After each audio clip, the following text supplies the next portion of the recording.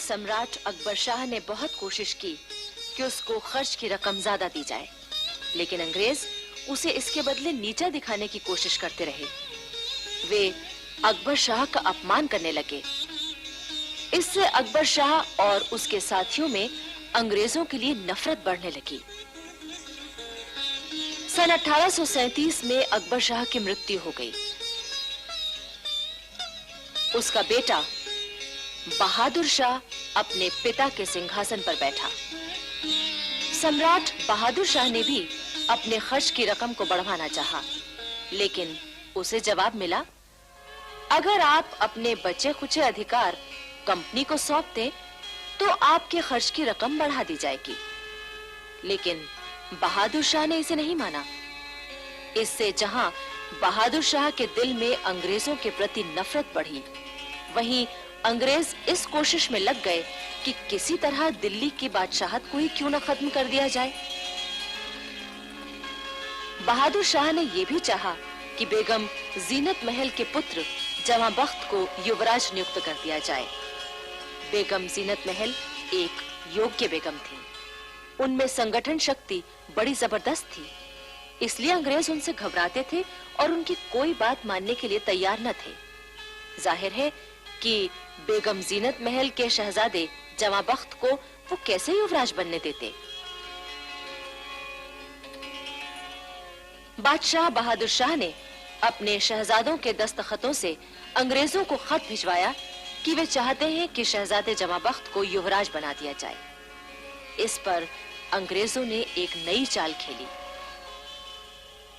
उन्होंने एक शहजादे मिर्जा कोयाश को अपनी ओर मिला लिया। उससे ये समझौता कर लिया कि उसे केवल शहजादा कहा जाएगा। वो दिल्ली का किला खाली कर देगा और सिर्फ 15,000 रुपए मासिक पेंशन लेगा। अंग्रेजों ने सन 1856 में बहादुर शाह को भेंट और नजर देना बंद कर दिया। उन्होंने गवर्नर जनरल की मोहर पर से दिल्ली सम्राट का विशेष सेवक शब्द निकाल दिए। बादशाह की खुलेआम उपेक्षा होने लगी। कंपनी का जो सिक्का बादशाह के नाम पर ढाला जाता था, वो भी बंद कर दिया गया। बहादुर शाह के साथ होने वाले इस दुर्व्यवहार का फल ये हुआ कि बहादुर शाह और दिल्ली की जनता में विद्रोह की चिंगारी भड़क उठी। इसी चिंगारी ने 1857 में ज्वालाओं का रूप ले लिया था। 1857, जबकि भारतीय स्वतंत्रता संग्राम शुरू हुआ। लेकिन ये संग्राम किसी एक घटना का परिणाम न था, बल्कि भारत में ब्रिटिश साम्राज्य के बढ़ते हुए प्रभाव और अंग्रेजों द्वारा किए जा रहे जुल्मों का फल था। एक ओर दिल्ली के सम्राट बहादुर शाह जफर के मन में अंग्रेजों के प्रति घोर घृणा बैठ चुकी थी, तो दूसरी तरफ वो हर समय इसी चिंता में डूबे रहने लगे कि किस प्रकार मुल्क से अंग्रेजों को निकाला जाए। उधर अवध में नवाब वाजिद अली शाह का शासन समाप्त करने के लिए अंग्रेजों ने वाजिद अली शाह को बहुत बदनाम किया। सच तो यह है कि वाजिद अली शाह ने गद्दी पर बैठते ही सेना को सुधारने के लिए बड़े कड़े नियम बनाए थे। वे रोज सवेरे अपनी सेना से कवायद करवाते थे और खुद भी घोड़े पर मौजूद रहते थे। कंपनी के अफसरों को नवाब की हरकतें भला कैसे पसंद आती? लॉर्ड डलहौजी की आज्ञा से लखनऊ का रेजिडेंट आउटरम वाजिद अली शाह से मिलने आया है। नवाब साहब, कंपनी के गवर्नर जनरल लॉर्ड डलहौजी चाहते हैं कि आप इस कागज पर दस्तखत कर दें। क्या लिखा है इसमें? आप खुद पढ़ लीजिए। मैं वाजिद अली शाह खुशी से अपनी सल्तनत कंपनी को देने के लिए राजी हूँ। नहीं नहीं नहीं नहीं, हरगिज़ नहीं। आपका भलाई इसी में है कि आप दस्तखत कर दें। कंपनी सरकार से झगड़ा करना अच्छा नहीं। ले जाइए इसे और कंपनी सरकार को हमारा फैसला सुना दीजिए। 3 दिन बाद कंपनी की सेना लखनऊ के महल में जबरदस्ती घुस गई। महलों को लूटा गया, बेगमों का अपमान किया गया, वाजिद अली शाह को कैद करके कलकत्ते भेज दिया गया और पूरे अवध पर कंपनी का कब्जा हो गया।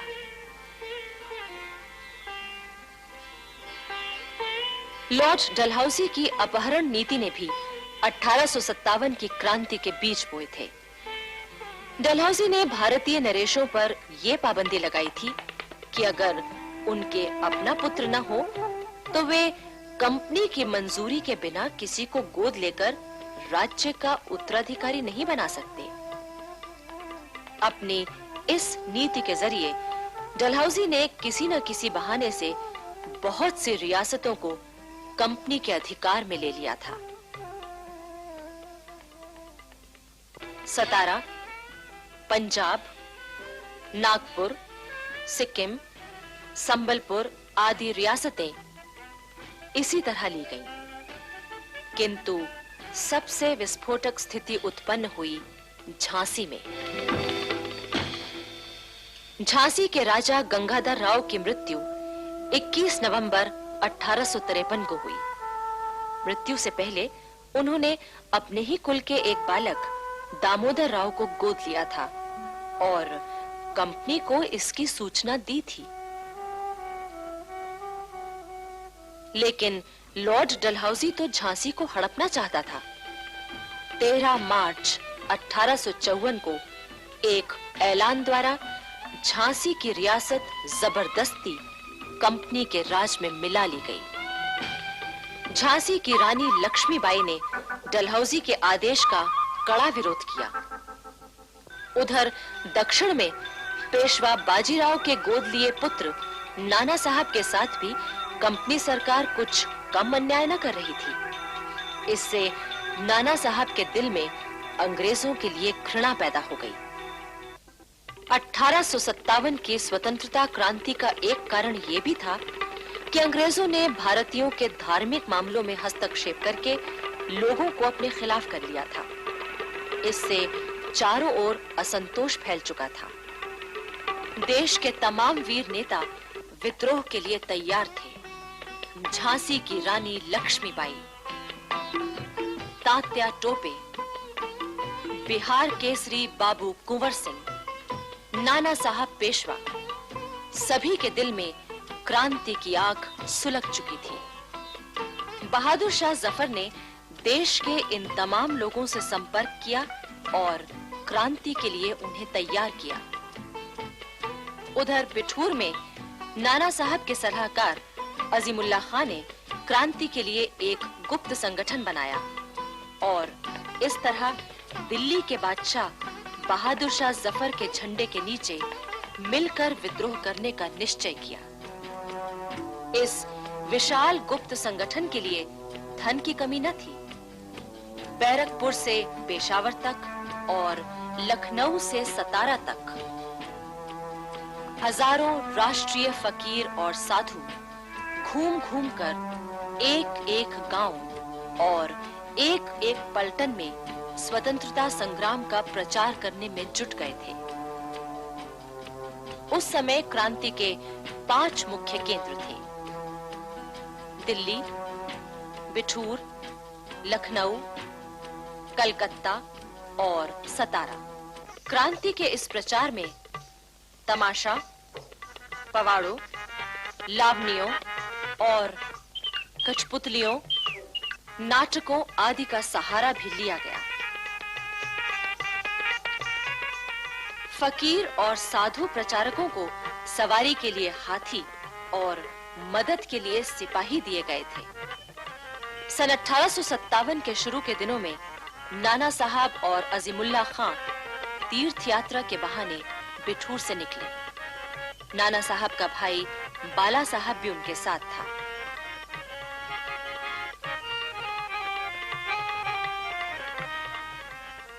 सबसे पहले ये लोग दिल्ली पहुंचे। लाल किले के दीवाने खास में सम्राट बहादुर शाह, बेगम जीनत महल और दिल्ली के मुख्य नेताओं के साथ इन लोगों की गुप्त मंत्रणाएं हुई। इसके बाद नाना साहब अंबाला, लखनऊ, कालपी होते हुए बिठूर पहुंचे।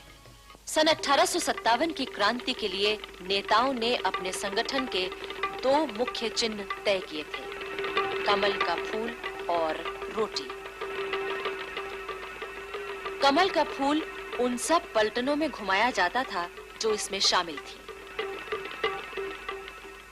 किसी एक पलटन का सिपाही फूल लेकर दूसरी पलटन में जाता था। उस पलटन भर में हाथों हाथ वो फूल सबके हाथों से निकलता था। जिसके हाथ में वो सबसे अंत में आता था, उसका कर्तव्य होता था कि वो अपने पास की दूसरी पलटन तक उस फूल को पहुंचा दे। इसका गुप्त अर्थ ये लिया जाता था कि उस पलटन के सब सिपाही क्रांति के लिए तैयार हैं। इस तरह से हजारों कमल पेशावर से बैरकपुर तक तमाम पलटनों में घुमाए गए। रोटी को एक गांव का चौकीदार दूसरे गांव के चौकीदार के पास ले जाता था। उस चौकीदार का कर्तव्य होता था कि वो उस रोटी में से थोड़ी सी खुद खाकर बाकी गांव के दूसरे लोगों को खिला दे। फिर गेहूं या दूसरे आटे की उसी तरह की रोटियां बनवाकर वो अपने पास के गांव तक पहुंचा दे। इसका मतलब ये होता था कि उस गांव की जनता राष्ट्रीय क्रांति में भाग लेने के लिए तैयार है।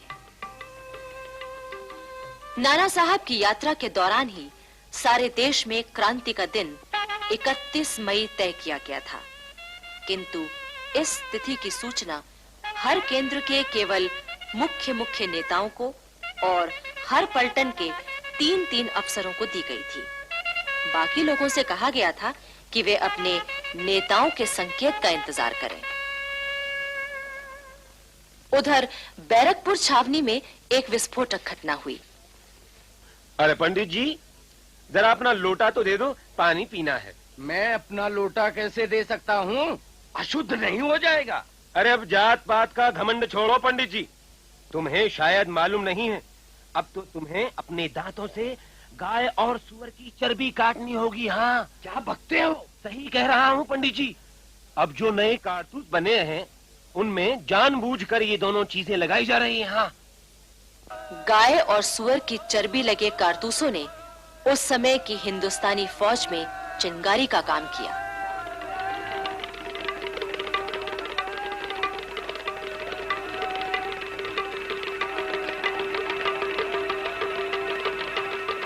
फरवरी 1857 में बैरकपुर छावनी के 19 नंबर पलटन के सिपाहियों को नए कारतूस दिए गए। सिपाहियों ने उन कारतूसों को इस्तेमाल करने से मना कर दिया। 19 नंबर पलटन में एक सिपाही था, मंगल पांडे। वो इस घटना से बहुत भरा हुआ था।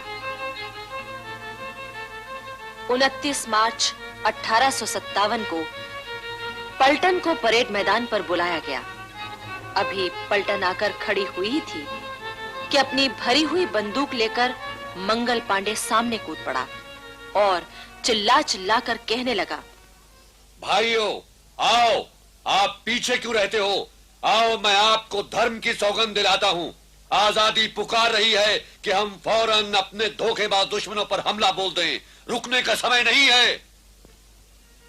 सार्जेंट मेजर ह्यूसन ने आदेश दिया कि मंगल पांडे को गिरफ्तार कर लिया जाए, पर सिपाही एक बार मंगल पांडे को देखते और एक बार अंग्रेज अफसर को। अगले ही क्षण मंगल पांडे की बंदूक से गोलियां चल पड़ी। मेजर ह्यूसन की लाश वहीं गिर पड़ी। लेफ्टिनेंट बॉग भी मरा नहीं था। उसने मंगल पांडे पर पिस्तौल से गोली चलाई, पर मंगल पांडे बच गए। इसके बाद मंगल पांडे तलवार निकालकर बॉग पर टूट पड़े और उसे मार दिया। थोड़ी देर में एक और अंग्रेज अफसर आया। उसने पांडे पर हमला करना चाहा तो एक सिपाही ने बंदूक का कुंदा उसके सर पर दे मारा। सारे सिपाही चिल्ला उठे, मंगल पांडे को हाथ मत लगाओ। इसके बाद एक बड़ा अफसर जनरल हियर्स गोरे सिपाहियों को लेकर आया। मंगल पांडे कह रहे थे, भाइयों, अब खड़ा भर चुका है, आप लोग विद्रोह का झंडा उठाएं। लेकिन सिपाही कुछ नहीं बोले। जब मंगल पांडे ने देखा कि सिपाही कुछ नहीं कर रहे हैं और वो अंग्रेज सैनिकों से घिर गया है, तो उसने अपने सीने में बंदूक दाग ली और वहीं गिर पड़े, पर मरे नहीं। मंगल पांडे को गिरफ्तार कर लिया गया और अस्पताल में उनका इलाज